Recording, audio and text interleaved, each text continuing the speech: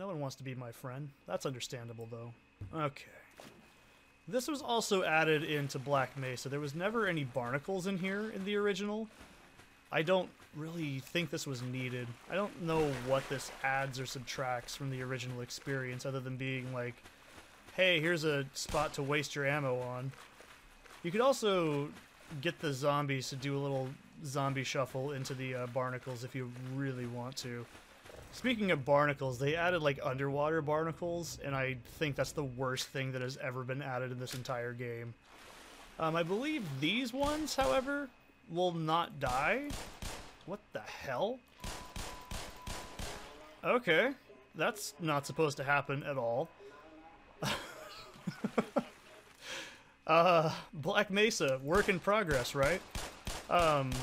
You know, that's not supposed to happen. Head crabs are programmed to drown, just like they are in Half-Life 2. In Half-Life 1, I think they also didn't drown. I can't honestly remember. I think they did.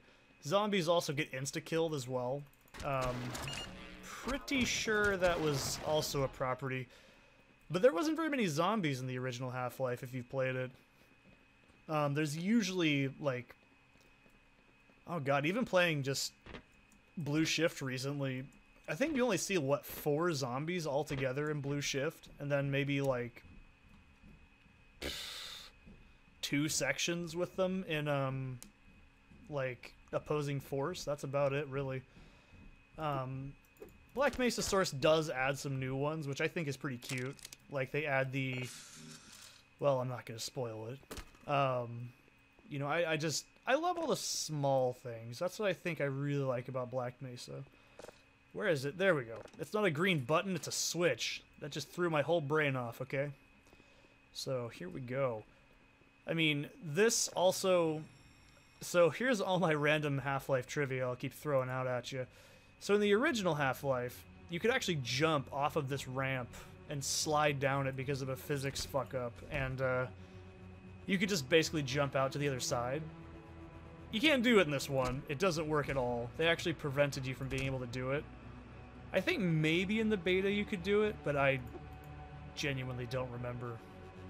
Also, I really like the feel of doing this. Like, this is a very easy maneuver in this game. In the original Half-Life, head crabs on normal difficulty took 2 hits to kill, and they generally were pretty much like almost unavoidable damage if you didn't know where they were at. In Half-Life 2, this also works just as well. The physics are much better for just doing this little baseball swing at them. And I think this is fine. I still think this section is just a good, like, well put together part of the game. Lots of stuff to just, you know, look at if you've never played Half-Life and marvel at it. But all this to me is pretty much like my 4th, maybe 5th time playing through this game altogether. Not consecutively, but I've tried to play Black Mesa a handful of times just on my own time before Zen was added, and I'd start and stop it constantly because I never... I mean, maybe it's just me being an old 26-year-old boomer, but I don't know what it is. Like, Black Mesa Source just doesn't interest me as much as the original. I think it's great, don't get me wrong, but my biggest complaint was always, when the hell is the damn thing done? Because I just want to play the whole product. I don't even care if Zen is the same damn copy-paste as the original. I just wanted it done. I really didn't see that, like, Zen was that big of a deal to, like, delay, like, the entire thing. And I'm glad that it's been polished and made to look nice, you know? But I don't know, I think the wait was pretty long. It was worth it, I guess. You know, as a very avid Half-Life fan who will consume literally anything with Half-Life in it, with, like, the biggest smile, I think it was great, you know? Black Mesa is still a big deal. Like, it's a very long-going mod project, and it shows what the community's willing to make. You know, with just originally a free mod. And I'm not even mad that the developers wanted people to charge money for it, because, seriously? I mean, that's not a big deal. Like, this is just if you want to charge money for your own product, that's fine. I have no problem with that. That's like me saying, I want to be a professional writer but not be paid for my work ever and make a living somehow from what I do. That just doesn't make much sense. So a free mod that eventually got to be sold on like Valve's store, pretty big deal. However, hunt down the Freeman, well, we don't talk about that. That's just not a thing. But as a huge Half-Life fan, you know, I still love Black Mesa. All the little details here and there. One thing I still wish they would have done, though, was crates. I think crates could have been handled better. I think they should have just made them, like, the green top crates, like they are in Half-Life 2. And you can argue, well, Seth, you're just bad at video games, right? And you just can't tell that that's the obvious item with a thing in it. Well, that's a green top crate. That didn't have anything in it. Here's a crate. Didn't have anything in it. Here's some more crates. Oh, they don't have anything in it. Here's another crate. Didn't have anything in it. This is why in Half-Life 2 I think it's a little bit more fun. For that little step of just signifying which crates have guaranteed drops in them is good. That is, in my opinion, a good design because it incentivizes the player to know what to look for and waste less time doing what I just did there. Because I think that's important. Like, in a game like Half-Life, exploration is key, but when you're just going out of your way to break boxes because, okay, here's a box, cool, there's nothing in that. I think I could just be an old boomer complaining about nothing, you know, whatever, but I still think that would be better if they kept the kind of style that Half-Life 2 had, but you know, it's the same thing in Half-Life, what's it called?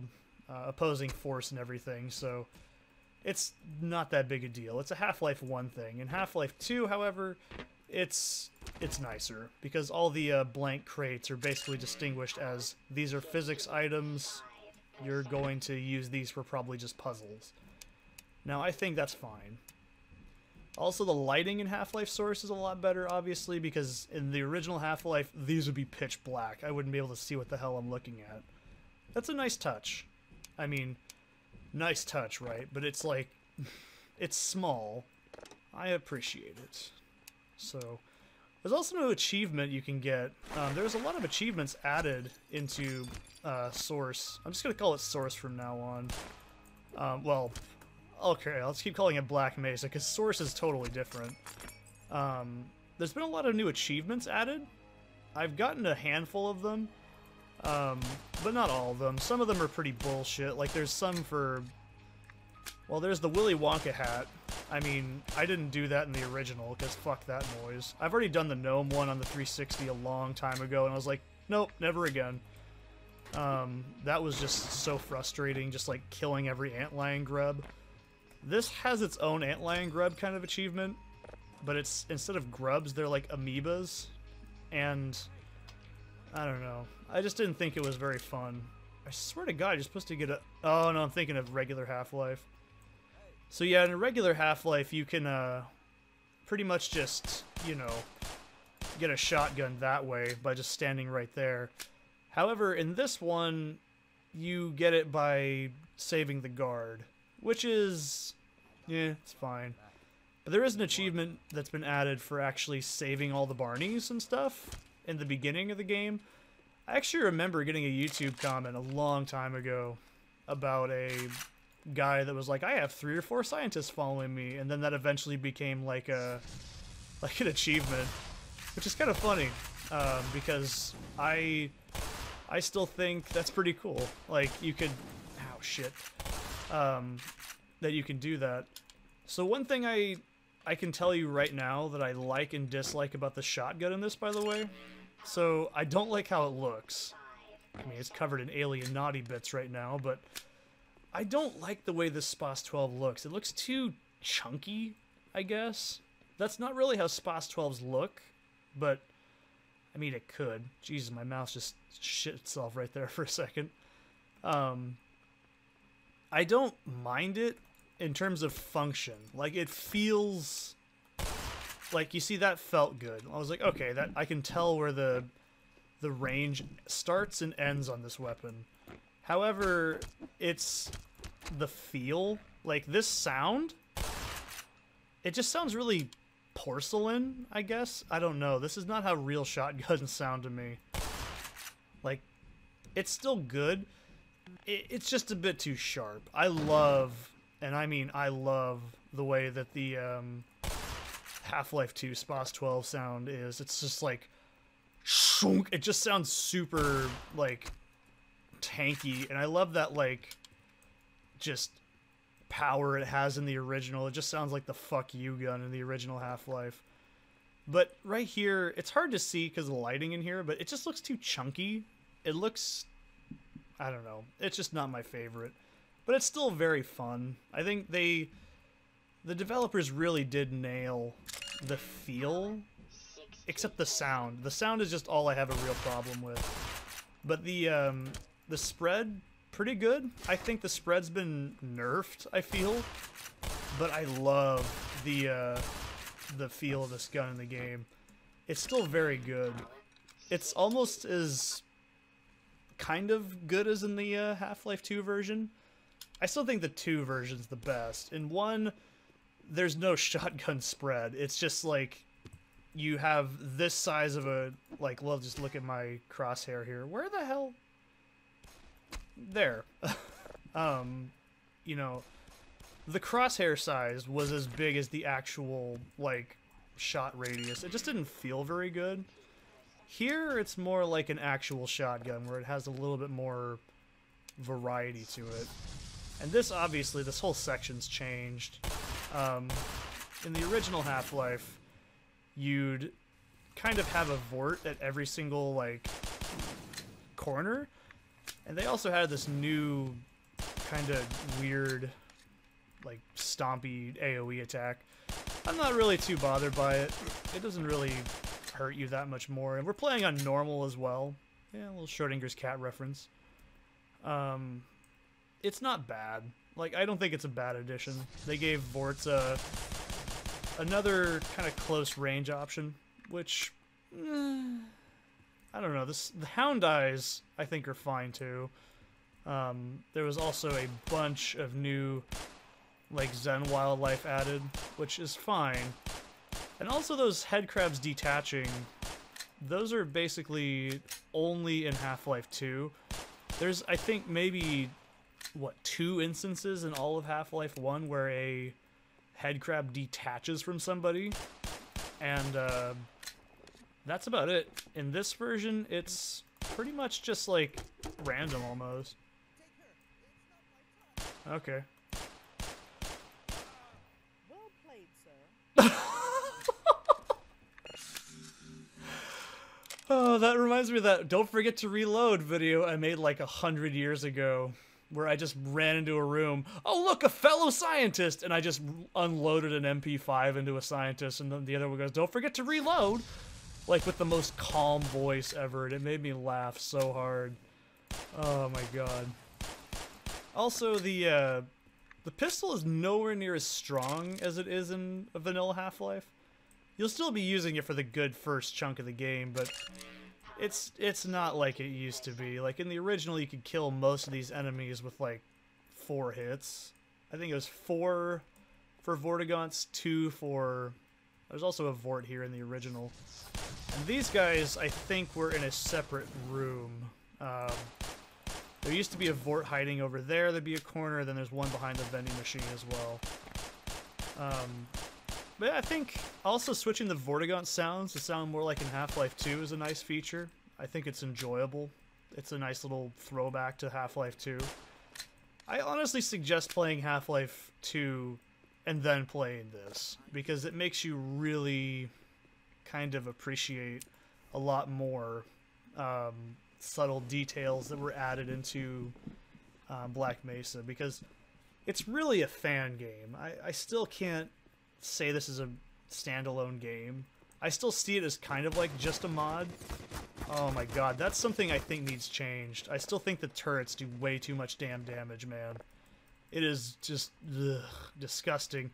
Like, as we keep going, we'll see more of what I'm talking about, but it's just bad. I mean, in Vanilla Half-Life 2, or sorry, Vanilla Half-Life, turrets did pretty good damage, but they weren't, like, completely batshit overpowered.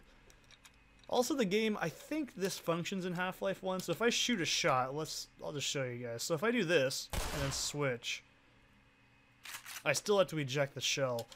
I don't like that, because it's realistic and I hate it. Because in the original Half-Life, you could do shit like just like this, and then switch back, and then you'd pretty much just do insane damage. That's also how you cheese a lot of Doom 4 and 5. But trust me, man, it's got me off guard a couple of times in this, and it's not as, like, it's not as useful, I guess, as it is in the original. But, oh man, they added so many more zombies right here. You threw a can at me? Alright, I'm throwing my can at you. Here, have this. Alright, that was pretty satisfying, I'm not gonna lie. Also, these are new. Barney's Binds, or Barney's, well, that kind of already is its own thing. Barney zombies are new. I believe they have the same HP. Excuse me. Yeah, they have the same HP as a regular zombie. It's just a nice little visual gag, I guess, because, I mean, it would make sense. There's Barney zombies in, Opposing Force, and I think they have a slight bit more HP. Also, this section's changed a tiny bit. Not a whole lot, but it's... Yeah, sometimes the damage is inconsistent with the shotgun, I've noticed, too. Sometimes it can be pretty tanky, and others it's, well, it's a bit of a shit show. Excuse me. Yeah. Like I said, the spread still isn't perfect. It's far from a perfect feel. But it still feels really good. I thought I'd be protected in the fucking freezer. So in the original, this, not head crab, this, how many shots do I have? I might have enough to kill this. Damn it. He's distracted with that head crab usually, because they're coded to fight those first. But that bull squid is actually behind, a couple things. I believe he's behind some crates, and there's the scientist runs out away from it, instead of the other dude back there with the zombies. I don't think there was zombies right there in the original either. This is also different. In vanilla, you have a button you press, and the button pretty much just makes this tram go back and forth. That's obviously new, but personally, I think it's a bit better, because in the original you had to wait for that thing. I know, waiting, it's such a big deal. Like, right here would be the bull squid in the original, but he ain't here. He's moved over to this area. Or he moved from here over to there, and then this thing got there. I don't know. If you ever want some really cool Half-Life trivia, or, like, just some really cool information, check out Marfitimus Blackamus. He does some really, really good Half-Life content. He posts stuff, like, every blue moon, and when he does, it's always, like, the coolest shit ever. Like, I think he did one just this week, so this kind of dates the video. He did one recently on, like, hound eye blood drinking habits, and, like, bull squid blood drinking habits. Like, I'm like, dude, this guy just finds, like, anything and everything for Half-Life. I love him. This thing's still here, and it's still an asshole, and it can still cheese your health sometimes. Ugh. That head crab in the original is very hard to see, too.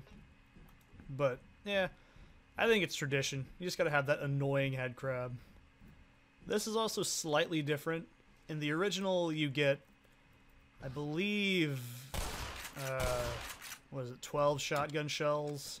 Oh, you also don't hold nearly as much ammo in Black Mesa at all. Like, in the original, you hold like 120 shot shells, and oh my god, it is unbelievable how much ammo you can hold in vanilla Half-Life. It's quite scary, actually.